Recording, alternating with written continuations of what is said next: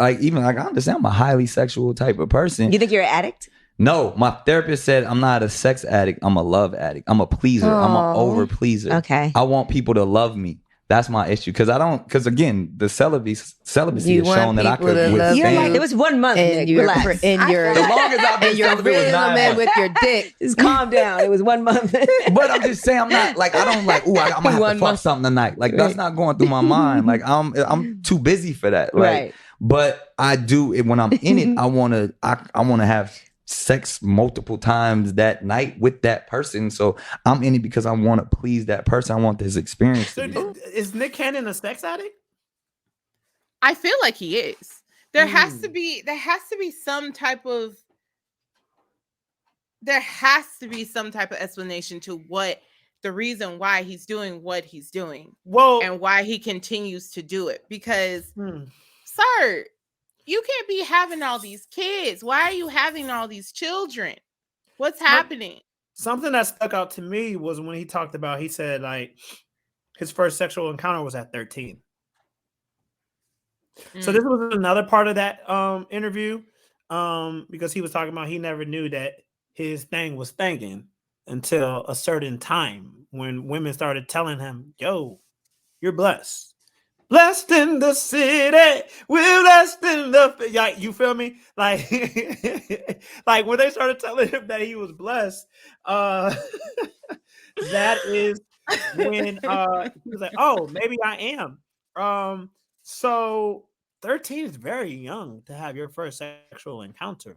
And Very I talked about this on Twitter the other day. I had put out a tweet about a lot of men don't realize that they have points of trauma at a very young age. And because you're a man, you don't think it's trauma when you're like, I was 13 and she was 18. I was 13 and she was 19. I'm not saying that's his story, but I wouldn't be surprised if that was his story. And then what that does, it opens up a lot of unhealthy ideas about what sex is. And I don't know. I just feel like it's interesting. It's interesting to say the least.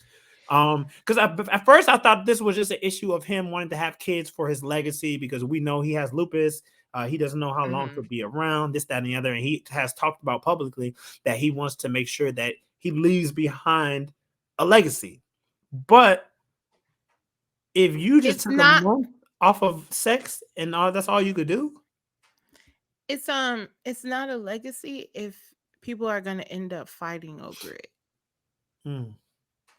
You know, it's just, and but at the same time, I don't want to fully call it a sex addiction because maybe you just have a having kid addiction because before you started having kids, obviously you were with these girls. So, I mean, obviously you were having sex, but none of them got pregnant. Christina Milian never got pregnant. Facts. And Kim Kardashian never got pregnant. By him. That we know. Right. That could be a thing. So maybe he is addicted to having kids. Yeah.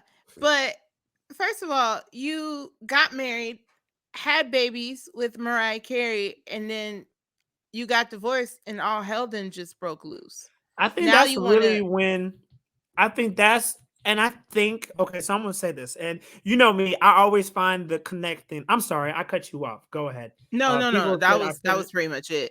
Okay. I try not to do that so much so people can say I keep silencing Black women on this platform. He can't silence me. I run this. I think she really does. Lizzie, like y'all hear me, but like Lizzie and Portia really run ish around here. But check this out, y'all. I think it's you just woke that up. Mariah and Nick are to each other, and you know I'm gonna get it in. They're to each other what Kyrie and LeBron are to each other. I feel like they are the perfect match. They are made for each other. Kyrie Irving was the greatest thing to happen to LeBron James. Better than Dwayne Wade, better than Chris Bosh, better than Anthony Davis. LeBron James is the best thing that happened to Kyrie. period. Better than Anybody. Jason Tatum and Jaylen Brown. Better than Kevin Durant, right? Slytherin Slake The Durant. Slytherin snake. It's just like some partnerships are just made for each other. And you may have success after that, but it won't hit the same, right? Kobe's championships without Shaq didn't hit the same as they did with Shaq. You feel me? Shaq's championships without Kobe didn't hit the same. Michael Jordan and Scottie Pippen, even though they really in real life didn't care for each other as far as on the court, that marriage on the court, it was perfectly. I feel like And Mariah, they knew that. and they knew that. I feel like Mariah and Nick were perfect for each other. And I feel like Nick is searching for that again. What he felt with Mariah, I feel like he's searching for that and he's not finding it. And But he's also Lizzie said something publicly here. said, You see what Lizzie said? She said, deep within his wounded soul, he gets fulfillment in sexual attachments and feels his worth from sexual performance. Yeah. Because he's missing that thing. And I think that thing is Mariah. Now, I'm not saying that they'll ever be back together. They probably won't. But oh, Mariah is long gone. She long gone, dog. She long gone. over it. She is you can't expect her to. This man You think so though? got like 10. This man has 10 kids. Do you think she's long gone? Because well, not 10, but close to how many kids does he have? A lot. Almost a dozen. But do you think she's long gone? Because there's been relationships that we thought like, look, Jennifer Lopez and Ben Affleck are back together. But I feel like just for the simple fact of, even though we could say that we know Mariah, but we don't know a doggone thing about Mariah. She might very much still love Nick, but I don't think she would get back with Nick just because of the simple fact that he didn't have all these kids by all these women. She's just like, you thought the same about Jennifer. Jennifer went and had I'm Mariah freaking Carey. But look, Jennifer went and had a bunch of not a bunch of babies, but she and Mark Anthony had babies, right? Then she dated A-Rod and she dated this person and that person. Ben Affleck, he went and had a whole entire family with Jennifer Garner. Boom, boom, boom. And they found their way back together. I'm trying to find my way back to you. Shout out to Tank. That's not Tank. That's Jaheim. Oh, my bad. Tank might have wrote it though. Probably. But see, that's like 1 or 2, like maybe 4 kids max. We talking 4 kids. Not a whole football team. Ooh, that was weird. With special ops and you got the whole team, coaches, the coaching staff, the equipment staff, the whole entire team. Entire team. But yeah, so I don't know. And then I just have a question for the women. Now, I'm not shaming these women, but why do you keep having babies with Nick Cannon? Because he's Nick Cannon. Okay, but man, I think that's why he works so hard. Like before he was working, he got to work hard now because that's a lot of kids. Yeah, that's a lot of mouths to feed. Yeah, but one thing I keep hearing is a lot of people saying that yes, he has the money and yes, he's successful and yes, he wants to leave a legacy. But when you talk about leaving a legacy, what are those kids really going to know about you?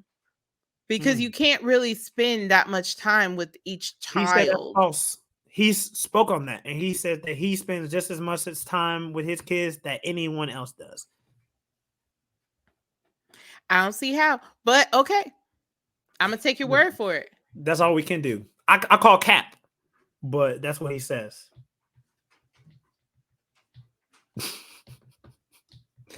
I call cap, though. I definitely call cap. So, all right, let's go on from Nick Cannon. So would you have his child? Absolutely not. Okay. But if I meet him, they say Nick Cannon is a very charismatic dude. So I don't know. Maybe he'd be putting like voodoo or some type of spell over them. So I guess he'd be doing that love don't cost a thing dance.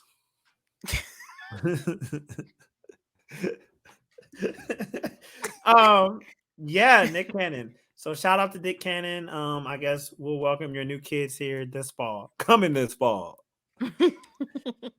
Does Lil Nas X music lean towards hip hop or does it lean towards pop? I would say his music leans towards pop, only because it is considered to be in the top 40 contemporary music. That is pop music. I don't care what anybody says, that's pop music. That's not necessarily hip hop. Now, does he make hip hop songs? Yes, 100%. But that doesn't necessarily